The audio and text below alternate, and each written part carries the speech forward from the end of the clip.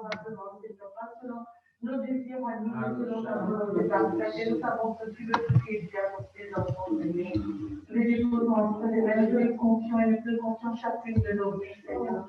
Parce que je sais que tu prends soin de nous, Seigneur. Merci pour ton amour, merci pour ta fidélité. Seigneur, merci pour qui tu es dans chacune de nos vies, Seigneur. Toi, sur toute la vie. Amen, amen. Amen, gloire à Dieu.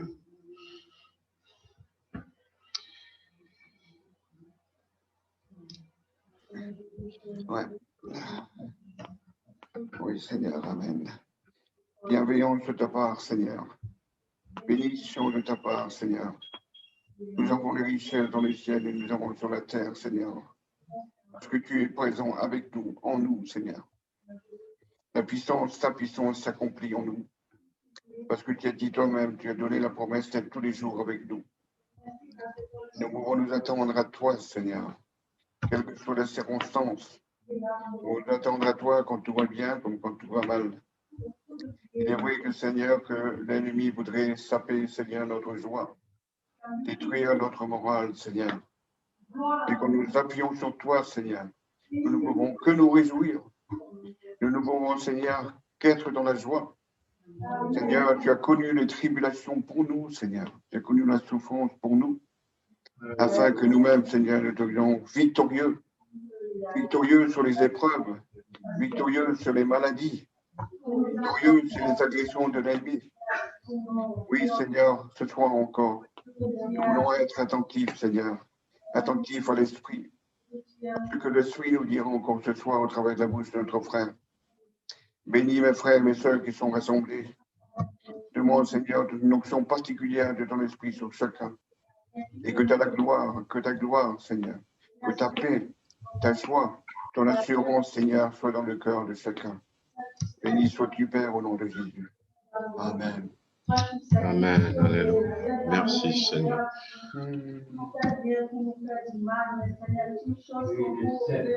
Seigneur, ce soir, nous te disons merci encore pour chacun de nos vies. Merci pour ton Église, parce que c'est toi qui bâtis. Et c'est toi qui bâtis et les fois qui entraînent On n'a pas réussi à connecter. Parce que c'est toi qui as donné ton sang, c'est toi qui as allé sur la croix. Ce n'est pas l'homme qui a fait.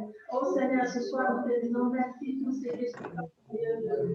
Merci pour tes enfants, Seigneur. Ce soir, nous te disons merci. Ceux qui sont chargés, ceux qui sont malades, Seigneur, nous prions afin que ton Esprit Saint relève-le, Seigneur, dans le monde de Jésus. Que l'Esprit vienne. Ce soir, nous te disons merci pour cet amour. Amen, alléluia. Ce soir, nous te disons merci pour les choses que tu as préparées pour nous. C'est bon, Seigneur, parce que les choses que l'homme n'a pas vues, il n'a même pas venu dans le cœur de l'homme. C'est les choses que tu as préparées pour tes enfants. Et Seigneur, ce soir, nous te disons merci pour ton amour.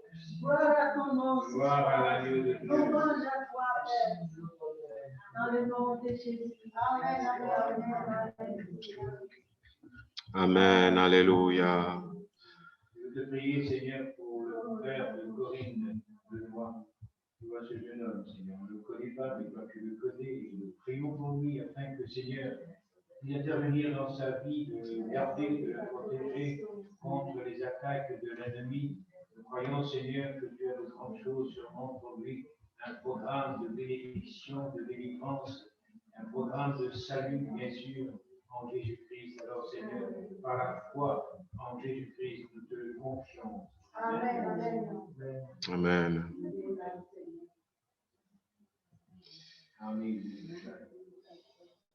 Amen, gloire à Dieu.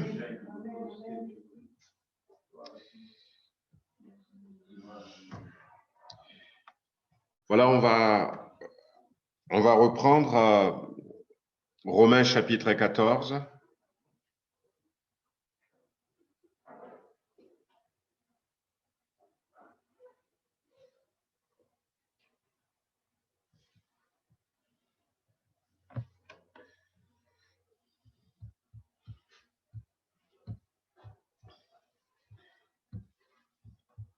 Voilà, nous allons reprendre à partir du verset 1er, Romains chapitre 14.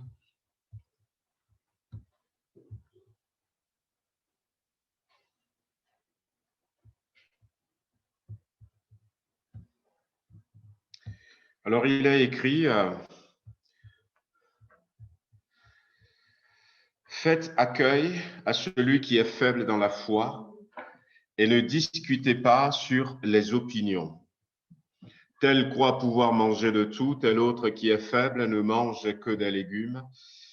Que celui qui mange ne méprise point celui qui ne mange pas, et que celui qui ne mange pas ne juge point celui qui mange, car Dieu l'a accueilli. Qui es-tu, toi, qui juges un serviteur d'autrui? Il se tient debout, s'il se tient debout ou s'il tombe, cela regarde son maître. Mais il se tiendra debout, car le Seigneur a le pouvoir de l'affermir. Amen. Alors donc, j'aimerais partir sur ce verset 4. Qui es-tu, toi qui juges un serviteur d'autrui? Et si nous continuons à lire dans ce chapitre, l'apôtre Paul va inviter les Romains à ne pas se juger les uns les autres. Le jugement, ça peut attirer sur nous-mêmes le jugement de Dieu et ça peut nous induire en erreur parce que on n'a pas tous les éléments. On pense des fois avoir tous les éléments, mais on n'a pas tous les éléments. Souvent, on n'a pas tous les éléments. Souvenez-vous de cette anecdote que je vous avais racontée. Pour ceux qui s'en souviennent encore, je l'ai déjà raconté plus d'une fois, mais il y avait cette situation où il y avait un homme qui n'est pas du tout apprécié dans le village, un homme qui avait beaucoup d'argent, mais qui est méchant. Et cet homme, il n'est pas apprécié donc du tout, mais bon, il est ami avec le roi, avec le chef du village. Et puis, il y avait un agriculteur qui, lui, était pauvre, assez modeste, mais malheureusement, cette année-là et l'année qui avait suivi, il y a eu de la sécheresse. Donc, cet agriculteur vivait donc de ses récoltes. Et puis, la troisième année, il n'a plus vraiment des moyens pour ensemencer son champ. Et cet homme méchant riche était venu vers lui et lui a dit, écoute, si tu le souhaites, moi, je vais te donner de l'argent pour acheter de la semence, pour planter. Je te demande rien et tu me rendras l'argent quand tu le pourras. Et il a mis en confiance donc le pauvre. Le pauvre avait pris l'argent, il a ensemencé le jardin et son champ. Et quelque temps après, il était retourné le voir pour lui dire qu'il a un coup dur, donc il veut récupérer son argent. Et ce pauvre était dans l'embarras, il n'avait pas les moyens de le rembourser. Et alors il lui a dit, si tu ne peux pas me rembourser, je suis prêt à te laisser l'argent que je t'ai prêté, à condition que ta jeune fille devienne mon épouse. C'était sa fille unique. Et ce monsieur avait déjà plusieurs femmes. La jeune fille ne voulait pas. Et le papa aussi de la jeune fille ne voulait pas. Alors il avait fait des tapages et tout. Le papa est parti se plaindre au chef du village. Et finalement, ils ont décidé à la manière dont ça se faisait là-bas dans leur village, ils ont décidé de consulter les dieux. Alors, ils sont partis sous le grand arbre. C'était rempli de cailloux, des cailloux blancs et des cailloux noirs. Alors, donc, le chef, il choisit un caillou noir, un caillou blanc, qu'il met dans un petit sac en tissu. la jeune fille doit tirer un caillou. Si c'est le caillou noir qu'elle tire, bien, elle deviendra l'époux de cet homme. Mais si c'est le caillou blanc, les dieux sont favorables, et elle est libre et cet homme va perdre son argent. Et puis la population était là et à un moment donné, on a donné à la jeune fille donc la sacoche avec les 2 cailloux et la jeune fille avait refusé de choisir. Alors il y a ceux qui sont du côté de l'homme riche méchant qui n'étaient pas contents, qui jugeaient la jeune fille. Et puis il y a ceux qui sont du côté de la jeune fille et de son papa qui sont contre cet homme, qui l'encourageait en disant bien, de toute manière, les dieux même sont contre cet homme. Tire, tu vas sortir un caillou blanc. Et voyez-vous, ce qui s'était passé, c'est que le chef du village avait mis 2 cailloux noirs dans le sac. Donc, il n'y a pas du tout de cailloux blancs dans le sac. Et des fois, on ne se rend pas compte des situations. On ne se rend pas compte des situations. C'est pour ça que c'est bien d'éviter de juger les autres, parce qu'il y a des choses que Dieu sait. Il y a des choses même que Dieu permet et qui peut-être peut nous surprendre à un moment donné. Et l'apôtre Paul dit, qui es-tu, toi qui juges un serviteur d'autrui? La jeune fille, elle était intelligente. Elle savait que le chef du village s'entend très bien avec cet homme riche. Et puisque le chef n'avait pas ramassé les cailloux devant elle, elle se doutait de quelque chose. Elle avait réfléchi, mais elle s'en était sortie différemment.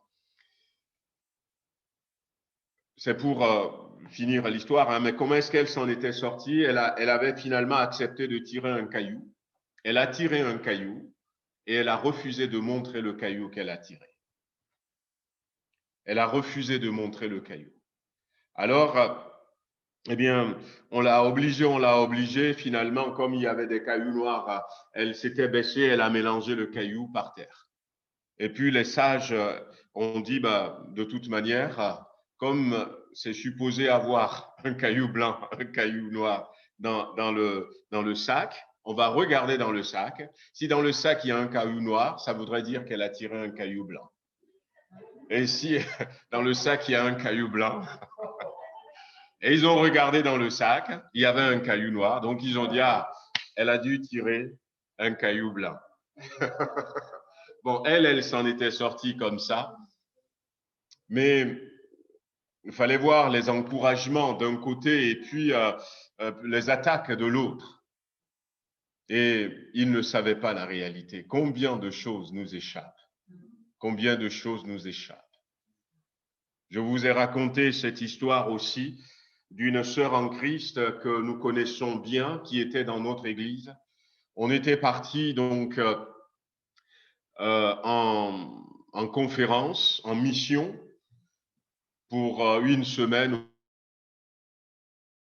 au Ghana. On avait loué un genre de foyer, mais on était plusieurs chrétiens. On était plusieurs chrétiens de différentes églises. Et puis, on est restés tous ensemble, c'est moins cher. Et on avait décidé, on partait le matin, on prenait des taxis, des transports en commun, on partait au lieu de la conférence, on revenait la nuit, on mangeait ensemble, le matin on prenait notre petit déjeuner. Mais il y avait cette sœur au milieu de nous qui, elle ne se mélangeait pas à nous. Le soir, quand on rentre, on voulait manger ensemble, elle est déjà partie se coucher. Le matin, quand on se lève pour prendre le petit déjeuner, mais elle n'est pas là. Elle est même déjà partie, elle ne nous attend pas. Et petit à petit, peut-être 2e jour, 3e jour, moi j'étais chef de délégation. les gens ont commencé à murmurer et à critiquer cette sœur en disant oui, elle se sent meilleure plus que nous, vous les assemblées de Dieu, vous les pentecôtistes et tout. Alors, donc, il y a toutes sortes de critiques en disant, ouais, pourquoi est-ce qu'elle ne veut pas? En plus, des fois, on lui a dit, quand on arrive à la conférence, on lui dit que on va rentrer ensemble, on va manger ensemble pour développer la communion fraternelle, mais toujours pareil. Et donc, comme les gens ont commencé à parler, sont venus me voir, j'ai été parler avec la sœur. J'ai été parler avec la sœur et la sœur me disait, elle ne savait pas que son attitude nous faisait tort. Alors, elle nous a expliqué, elle m'a expliqué ce que j'avais expliqué au groupe. Elle était venue avec le minimum pour payer la conférence. Elle n'a pas d'argent pour acheter et manger ce que nous mangeons. Donc, elle a un peu de réserve qu'elle a amenée avec elle. Donc, elle n'a pas de moyens financiers. Et les matins et les soirs, elle rentrait à pied parce qu'elle n'avait pas assez de moyens financiers. Donc, elle ne sait pas, parce que si elle vient avec nous, on va dire à tout le monde va cotiser pour payer tout ça. Elle n'avait pas les moyens. Donc, elle m'avait expliqué. Et quand elle m'avait expliqué, voyez-vous, j'ai expliqué aux autres en disant, tout de suite, on entend dire, ah oui, elle se sent beaucoup plus spirituelle alors que c'est quelqu'un qui est dans le besoin. Des situations comme ça, nous pouvons, elle était dans le besoin, elle a peut-être prié en disant seulement, Seigneur, moi je veux participer à cette conférence, j'ai pas assez de moyens, ça ne fait rien, je suis prête à marcher à pied du lieu de la conférence à la maison, je suis prêt à manger peut-être très très peu, même à jeûner s'il le faut, mais je veux que tu me donnes au moins le nécessaire pour payer la conférence et pour payer mon logement. Et c'est ce que le Seigneur a fait. Elle n'a pas osé venir demander à quelqu'un. Mais combien de situations comme ça? Combien de situations comme ça? Que le Seigneur nous aide, que le Seigneur nous ouvre les yeux. L'apôtre Paul, ici, va vouloir véritablement que les Corinthiens, les Romains comprennent. Il va parler donc des différentes choses. Aujourd'hui, ça peut aller à autre chose. Mais le verset 8, il dit, si nous vivons pour le Seigneur. Et si nous mourons pour le Seigneur. Soit donc que nous vivons, soit que nous mourions, nous sommes au Seigneur. Et je pense que c'est l'idée qui est forte. L'idée qui est forte dans cela, comprendre que moi, je dois dépendre du Seigneur. Je dépends du Seigneur. Et ne pas s'occuper surtout de là. Et une idée qui est très, très forte aussi dans ce chapitre 14, c'est l'idée de serviteur. Moi, je me considère comme serviteur du Seigneur et je reste à ma place. Et puis, je laisse aussi mon frère, ma sœur, parce que il le dira, donc à un moment donné, mais toi, pourquoi juste ton frère? Ou toi, pourquoi méprises-tu ton frère? Et que je considère mon frère comme serviteur du Seigneur et que chacun reste à sa place. Que chacun reste à sa place. Donc, c'est important. La dernière fois, en partageant cela, je m'étais arrêté un peu avec les frères et sœurs de Tara sur que chacun reste à sa place comme serviteur. Et des fois, nous rentrons dans le mépris des uns des autres. Des fois, nous rentrons dans le jugement des uns des autres parce que nous ne connaissons pas vraiment quelle est notre place. Quelle est notre place. Et parce que je ne connais pas ma place, eh bien, je vais peut-être juger les autres, je vais mal les juger, je vais peut-être mépriser les autres, je ne vais pas peut-être faire ce que le Seigneur attend de moi. Alors, dans ce verset, l'apôtre Paul, en parlant de serviteur, il parle de quoi? En français, nous avons ce mot serviteur. Et nous comprenons, et des fois dans certaines versions, à la place de serviteur, vous allez voir esclave. Vous allez voir esclave. Et même, quelles que soient les versions, les différentes versions de la Bible, ce sont les deux mots qui vont revenir. Mais le mot serviteur est beaucoup plus profond que esclave et que simple serviteur. Et c'est important que nous comprenions ce que le Seigneur dit. Dans l'Ancien Testament, ce mot est beaucoup utilisé. Ce mot est utilisé peut-être 3 fois plus que dans le Nouveau Testament. Mais en effet, dans l'Ancien Testament, lorsque ce mot a été utilisé, serviteur, ça voudrait dire majoritairement esclave. C'était une pratique qui était là encore du temps de Jésus, du temps du Nouveau Testament. Et ce mot va signifier principalement esclave. Il y a quelques nuances. Mais dans le Nouveau Testament, lorsque Jésus va commencer à utiliser ce mot, Jésus en grec, si on reste dans le Nouveau Testament, le premier mot que Jésus va utiliser pour désigner serviteur dans le Nouveau Testament, c'est un mot grec qui se dit païs. Ça se traduit serviteur. Mais païs, ça voudrait dire plus que serviteur. Païs, ça signifie un enfant, un garçon, un jeune enfant. Voilà, ça peut être un garçon ou une fille. C'est un serviteur, mais c'est un serviteur spécial, particulier. Ça désigne, vous savez, à l'époque, quand l'esclavage se pratiquait, du temps de la Bible, et d'ailleurs c'est dit dans l'Ancien Testament, si un homme achète un esclave, si cet esclave est rentré avec son épouse, il les a achetés tous les deux, eh bien les deux sont ses esclaves.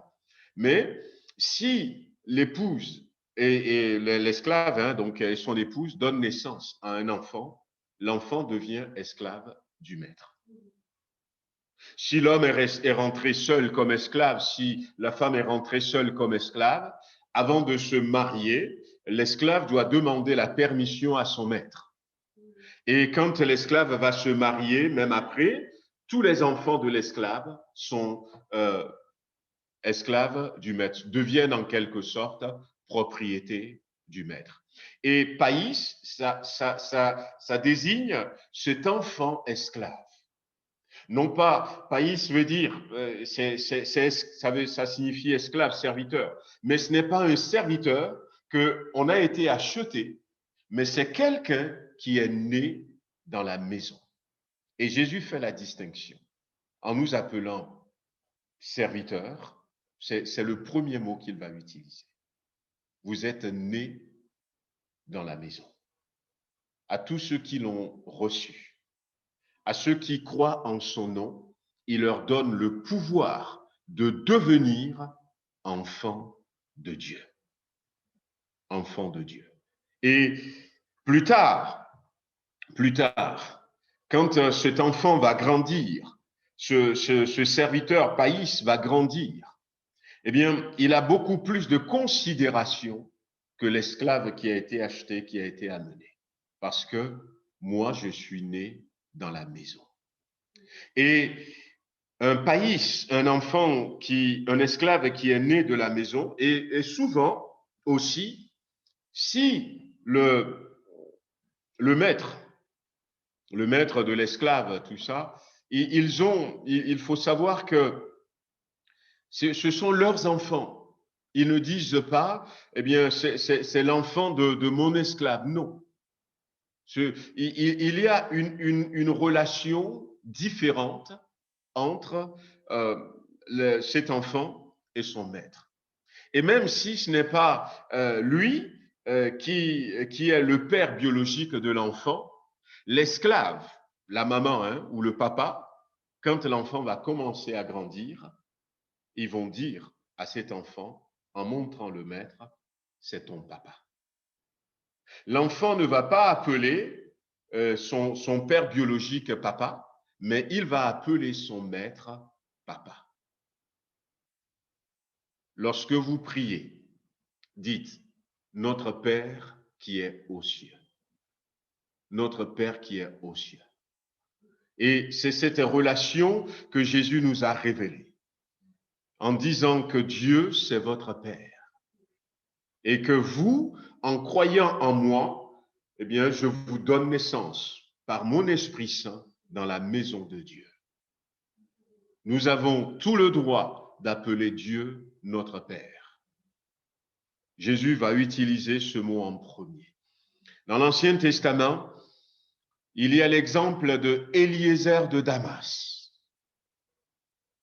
Un jour, Abraham va adresser une prière à Dieu en disant « Je n'ai pas d'enfant.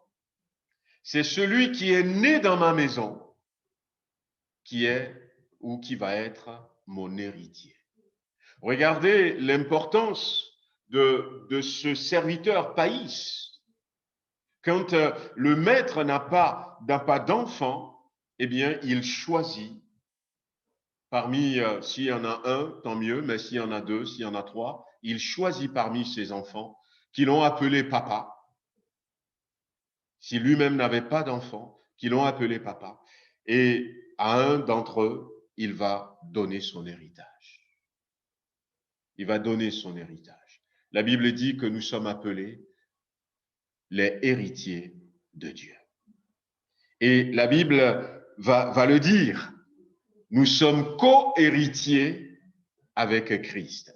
Parce que Dieu n'est pas sans enfant, mais le Fils unique qu'il avait a accepté que nous soyons ses frères et sœurs et que nous partagions son héritage. Que nous partagions son héritage. Si seulement nous connaissons notre place, si nous connaissons notre place. Jésus connaît sa place, mais Jésus connaît aussi notre place à nous.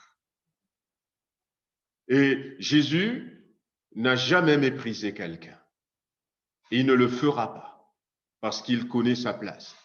Et il connaît aussi notre place. C'est le premier mot qu'il va utiliser pour dire serviteur. Le deuxième mot qui va être utilisé pour dire serviteur dans l'Ancien Testament toujours, alors c'est ce mot que nous connaissons qui est le plus répandu, c'est le mot doulos. Alors doulos, ça veut dire esclave. Mais aujourd'hui, par exemple, quand on entend doulos, eh bien, on comprend que c'est esclave, mais en réalité, doulos va plus loin qu'un esclave. Pour nous aujourd'hui, un esclave, c'est quoi? C'est quelqu'un qui est acheté contre sa volonté. C'est quelqu'un qui fait peut-être un travail forcé, quelqu'un qu'on oblige à faire des choses dont il n'avait pas envie de faire, qui travaille pour les autres, quelqu'un dont sa vie ne lui appartient pas. Mais voyez-vous, quand Jésus utilise ce mot doulos, c'est vrai que ça voudrait dire esclave, mais ça va beaucoup plus loin que esclave parce que ce mot, en réalité, va signifier attachement. Doulos nous parle d'attachement, celui qui est attaché à son maître. Quand, eh bien, quelqu'un va aller acheter un esclave, un doulos, l'argent qu'il va donner, ça va être le lien qui va attacher cet homme à son maître. Et c'est sur cet aspect d'attachement.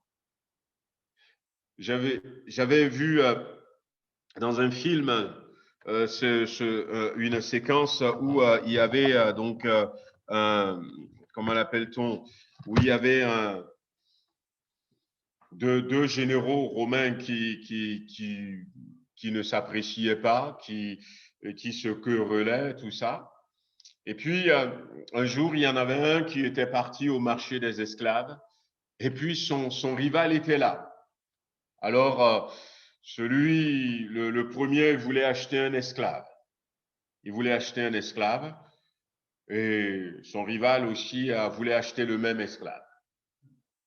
Alors, le premier qui se trouvait dans la maison de César, déjà qui est promu peut-être à de hautes fonctions, il a donné un prix, l'autre a renchéri, il a donné un autre prix, l'autre a renchéri, il a augmenté le prix, l'autre a renchéri, et puis à un moment donné, au lieu que, par exemple, le prix maximum à l'époque peut-être aille jusqu'à 5 000 €, tout à coup, le rival, il dit, ben, moi, je l'achète à 20 000 €, 4 fois le prix. Et puis, le premier, il n'a pu rien faire. Il n'a pu rien faire. Et puis, dans le film, quand il avait acheté, il a payé le prix, il a payé les 20 000 €, et puis il a dit au vendeur, enlève-lui ses chaînes, et on a enlevé les chaînes à cet esclave, et puis il a dit, viens, est-ce que tu connais un peu Rome? Mais je dis non, ça, on vient de m'amener. Écoute, tu prends cette route tout droit, et puis première à droite, tu continues, deuxième à gauche, et après tu vas voir une maison, et puis tu toques là, c'est la maison de mon père, attends-moi. Et c'est vrai que quand on voit cette scène, on se dit, mais il vient de payer 20 000 €, ben, le gars, il peut s'enfuir. Mais c'est ça le vrai sens de l'esclave, attachement. Le gars ne pouvait pas fuir parce que désormais, il y a un attachement à cet homme, un lien qui le lie à cet homme. Donc, il est parti, il a suivi un peu les instructions, il est arrivé. Vous êtes qui? Excusez-moi, c'est la maison d'un tel? Oui. Qui a besoin de lui? Je suis un esclave qu'un tel a acheté. Il m'envoie l'attendre ici. Voilà. Donc, déjà, on voit que Jésus va utiliser également ce verbe quand il dira « Il suffit aux disciples d'être traités comme son maître et aux serviteurs d'être traités comme son Seigneur ». S'ils ont appelé en nous disant, par exemple, le maître, dans ce verset, par exemple, c'est le mot qu'il va utiliser.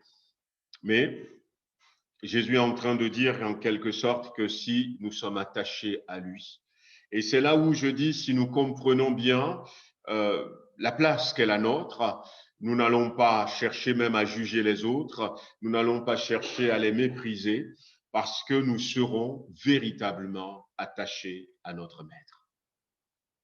Nous serons attachés à notre maître. Et nous avions parlé donc de cet attachement il y a quelque temps en arrière. Et puis, la Bible va utiliser d'autres mots pour dire serviteur. Alors, un des mots que la Bible va utiliser aussi pour dire serviteur, c'est un mot qui est un peu variante de la première, mais je vais laisser ça pour plus tard. C'est un mot aussi que nous connaissons, c'est le mot diakonos. Ça a donné diacre. Ça a donné diacre. Ça a donné diaconesse. Voilà. Donc, et ce mot diakonos qu'on trouve aussi dans le Nouveau Testament, eh bien, Jésus va l'utiliser à plusieurs reprises. C'est le mot qui veut dire serviteur. Voyez-vous, les disciples, ils ont été dérangés un peu dans leur raisonnement. À un moment donné, ils marchaient avec Dieu, avec Jésus, et puis ils discutaient en chemin. Jésus n'avait n'étaient pas intervenus. Et puis, quand ils sont arrivés, de quoi est-ce que vous parliez en chemin? On voulait savoir qui c'est qui est le plus grand. Et Jésus a dit que celui qui veut être le plus grand parmi vous soit le serviteur de tous. Et là, dans ce mot diacono, on a vraiment le service. Le service. Le chrétien est appelé à être un serviteur, celui qui va servir les autres. Celui qui, et Jésus dira, en citant son propre exemple, en disant, les rois de la terre les martyrisent, mais moi je suis là, je suis votre serviteur. Et les diacres, c'est ceux qui ont été choisis. Nous connaissons donc Étienne, Philippe, Nicanor, Procore, quelques-uns, qui ont été choisis pour distribuer, pour servir aux tables. Donc, ça contient la notion véritablement de service. Nous sommes appelés à servir Dieu. Et nous avons reçu, comme je disais dimanche, tous un don, un talent. Et il est temps que nous mettons à l'œuvre ce que nous avons reçu. Dans quel domaine? Et un chrétien qui, c'est ce que je disais une fois, et c'est la vérité, frères et sœurs. Moi, j'ai 3 personnes. Il y a un couple avec une jeune, et ils ont des soucis. Ils ont des soucis. Et j'ai écouté l'un, j'ai écouté l'autre et tout. Et j'ai dit, mais vous savez quoi? Dans votre église, mettez-vous au service du Seigneur. Trouvez un domaine dans lequel vous allez servir le Seigneur. Véritablement, je les ai encouragés. Trouvez un domaine dans lequel vous allez servir le Seigneur. Et la jeune, elle a trouvé un domaine dans lequel elle sert le Seigneur. Mais les parents, non. Au jour d'aujourd'hui, ils sont en séparation de corps. C'est allé de mal en pis, Ils ne vont plus ensemble dans la même église. Alors, il y a encore quand même quelque chose qui les retient parce que ils ne veulent pas franchir le pas du divorce. Mais ils n'ont plus envie de se voir. Au début, ils étaient dans la même maison, mais il y en a un qui va dans une autre église à gauche, l'autre qui va dans une autre église à droite. Mais malgré les difficultés qu'ils rencontrent, eh bien, la jeune qui a grandi, elle n'était pas du tout découragée parce que dans le service qu'elle rend au Seigneur, le Seigneur comble son cœur. Voyez-vous, un jour, Jésus va utiliser un mot dans la Bible, inutile, serviteur inutile.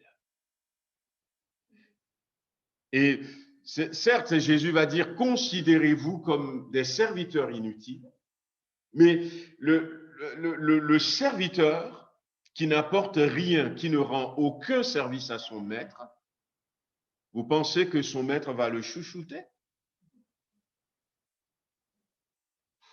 Vous pensez que son maître va dire, mais dès que ce serviteur a un petit besoin, mais imaginez un serviteur qui est dévoué au service du maître.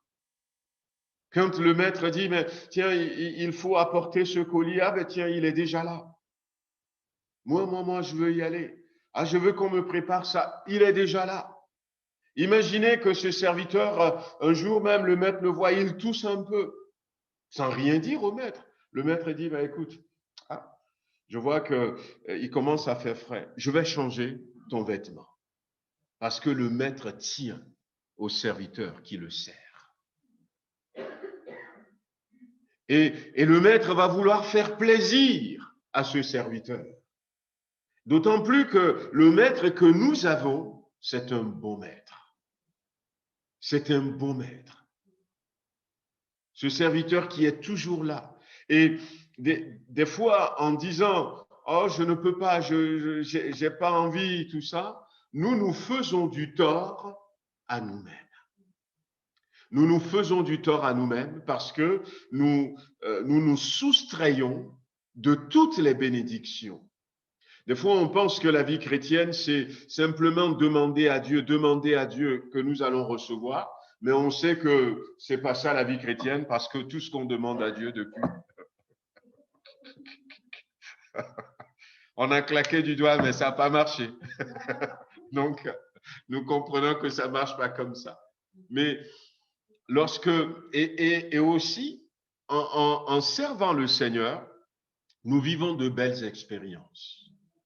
Parce que le maître que nous avons, quand il nous envoie, quand il nous donne, par exemple, une mission, comme c'est un bon maître, il nous donne les provisions pour faire.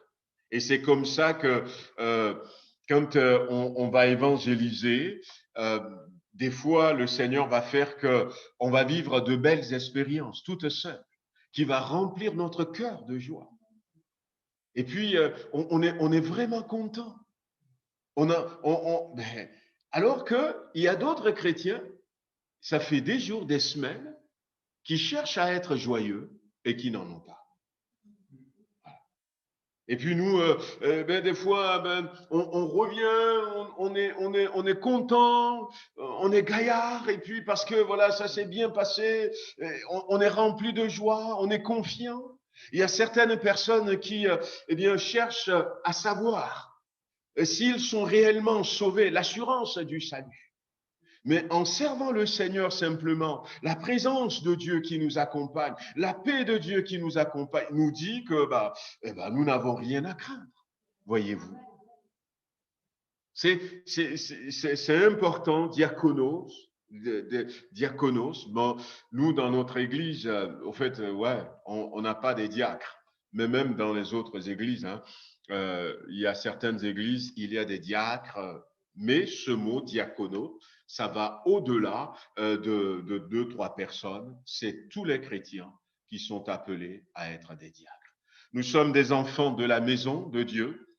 Nous sommes ceux qui appellent Dieu notre Père. Jésus a commencé par ce mot païs.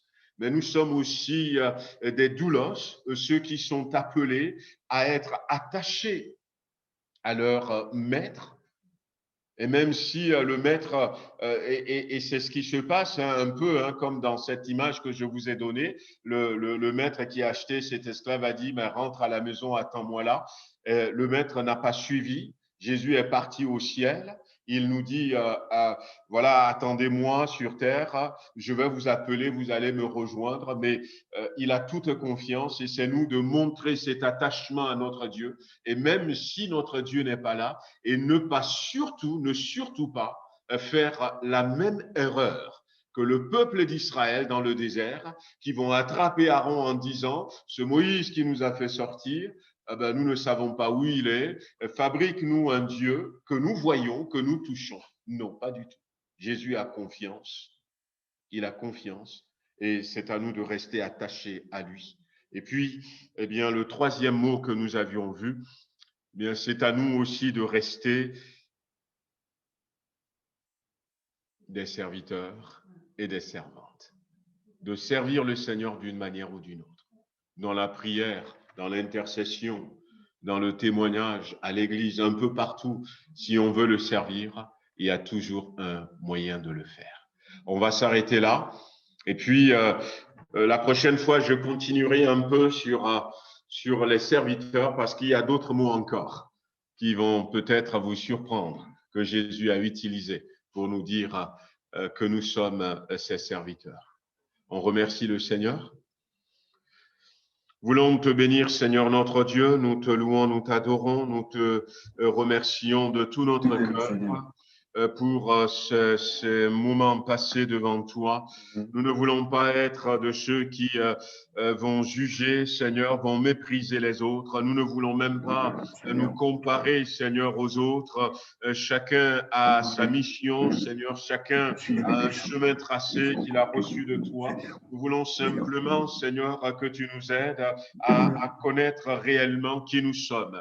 Tu nous appelles tous des serviteurs, mais c'est vrai qu'il y a des spécificités, il y a des particularités de ce mot, Seigneur serviteur. Donne-nous de réaliser que nous sommes ceux qui sont nés dans la maison, ceux qui ont le droit d'être appelés enfants de Dieu, ceux qui peuvent s'adresser à toi comme notre Père ce soir encore et tous les autres jours. Donne-nous de réaliser que nous avons besoin de rester attachés à toi et à toi seul. Donne-nous, Seigneur, de pouvoir mettre à l'œuvre tous les talents que tu nous as donnés, les dons que tu nous as communiqués pour accomplir les bonnes œuvres que tu as préparées d'avance pour chacun d'entre nous. Merci encore. Bénis chacun d'entre nous. Bénis le reste de cette semaine. Pose ta main sur nous, Seigneur, et garde-nous encore au nom puissant de Jésus-Christ. Je veux, Seigneur, proclamer encore avec foi cette parole, que toute arme forgée contre nous soit sans effet au nom de Jésus-Christ, et que toute langue qui se lèvera contre nous soit vaincue dans le nom de Jésus-Christ, Seigneur. Tu sais ce qui se passe dans les lieux invisibles. Tu sais, Seigneur, les plans, les programmes de l'ennemi, non seulement contre Damien, Seigneur, mais contre ton Église. Tu sais ce qui se prépare par rapport à cette loi contre le séparatisme. Dans le nom de Jésus-Christ, nous repoussons, Seigneur, les plans de l'ennemi. Nous repoussons les attaques de l'ennemi. Nous repoussons, Seigneur, les complots qui sont ourdis dans les ténèbres. Et nous prions, Seigneur, que toute vase soit brisée et que la lumière qui est dans tes enfants brille, Seigneur, et chasse toute ténèbres tout autour de nous dans ton Église. Merci encore. Béni sois-tu, louange et gloire à ton Saint-Nom. Amen. Alléluia, amen.